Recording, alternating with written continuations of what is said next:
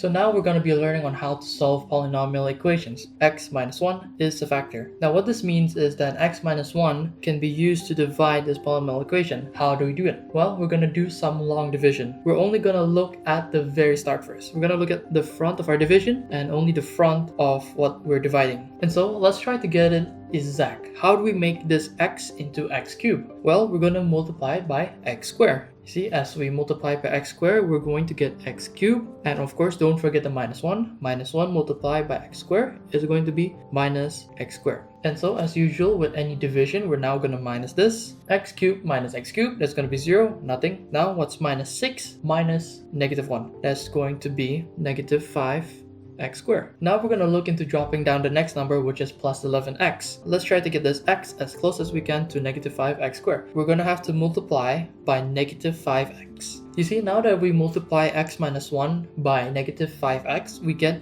minus 5x squared plus 5x. So, as usual, minus it. And then we end up with 6x. And of course, don't forget to drop the next number, minus 6. And here, we can just multiply this by plus 6. And so, we get the exact number without any remainder. After doing long division, our polynomial equation will look like this. You can now see that our polynomial equation has been separated into two parentheses, x minus 1 and x squared minus 5x plus 6. Now we don't have to touch the x minus 1 anymore. Now we're going to have to look at this quadratic equation. Now you see here on the right side, I've factorized the quadratic equation, and now I will insert this into a polynomial equation. Now we need to solve it. Now that you see here, since it's equal to 0, we can find out that x minus 1 can be equal to 0, x minus 3 can be equal to 0, and x minus 2 can be equal to 0. Now with some manipulation, we can find out that x can be equal to 1, or x can be equal to 3, or x can be equal to 2. And that is how we solve these polynomial equation questions.